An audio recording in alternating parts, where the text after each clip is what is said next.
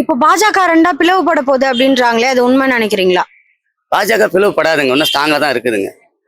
அண்ணாமலையை அவரை வச்சு அரசியல் செய்தால் மீண்டும் அவருக்கு வந்து பணி நியமனம் செய்யணும் தலைவராக. மக்கள் வந்து அவருக்கு வந்து தனி ஒரு செல்வாக்கு இருக்குது அண்ணாமலைஜிக்கு. இப்போயோ ஜூன் 4ஆம் தேதி அவர் டிக்ளேர் பண்ண போறாருங்க, இந்த மாதிரி அரசியலுக்கு தனியாக கட்சி ஆரம்பிக்கிறேன்னு. பண்ணா இன்னும் அது விஜய்க்கு வந்து ஆபத்தா இருக்கும்னு நினைக்கிறேன். அதனால வந்து மோடிஜி தொண்டனா தான் நீ வரைக்கும் செயல்பட்டு வருகிறார் அண்ணாமலைஜி. எங்களை அண்ணாமலை ஒரு நல்ல மனிதர், நேர்மறை மனிதர், மாஸ்டர் பிளான் போட்டு மக்களுக்கு நல்லது செய்வார். அதனால அண்ணாமலை வந்து எதிர்பார்க்குறாங்க இளைஞர்கள்லாம்.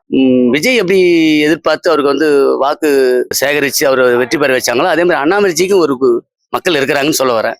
அண்ணாமலைஜியும் வருங்காலத்துக்கு எதிர்பார்க்குறாங்க, அவரும் வெற்றி பெற்று ஆட்சியில் அமையன்னு சொல்லி எதிர்பார்க்குறாங்க. ஆனால் கட்சி ஆரம்பித்தால் அது நடக்கும். இப்போ மோடிஜிக்கு தான் அவரு சப்போர்ட் பண்ணி வராருங்க. அதை பற்றினா நம்ம கவுண்டமணி காமெடி மாதிரி தான், அரசியலில் இதெல்லாம் சகஜம் அப்படின்ற மாதிரி தான் வரும். ஏன்னா அது ஒவ்வொரு டைமும் வந்து ஒரு சுற்று வரும். சீமான் வந்து ஒரு 15 வருஷம் ஆயிடுச்சு, அதுக்கடுத்தது இப்போ விஜய் வந்தால் 2 வருஷம் ஆட்சி பிடிச்சிட்டாரு. சப்போஸ் அந்த மாதிரி நினைப்பு கூட அண்ணாமலைக்கு இருக்கலாம். கண்டிப்பாக ஆரம்பிச்சா வரவேற்பேன். ஏன் அப்படின்னு கேட்டா, பிஜேபின்றது ஒரு நிலைநாட்ட முடியாம இருந்தது தமிழ்நாட்டுல. அண்ணாமலைன்ற ஒரு மனிதர் வந்துதான் பிஜேபினா என்னன்றத இந்த மக்களுக்கு தெளிவுபடுத்தினார். அதன் பிறகுதான் வந்து இப்படிலாம் இருக்குதான்றதே மக்களுக்கு தெரியும். அதனால அவர் கண்டிப்பா கட்சி ஆரம்பிக்கிறாருன்னா கண்டிப்பாக வரவேற்போம்.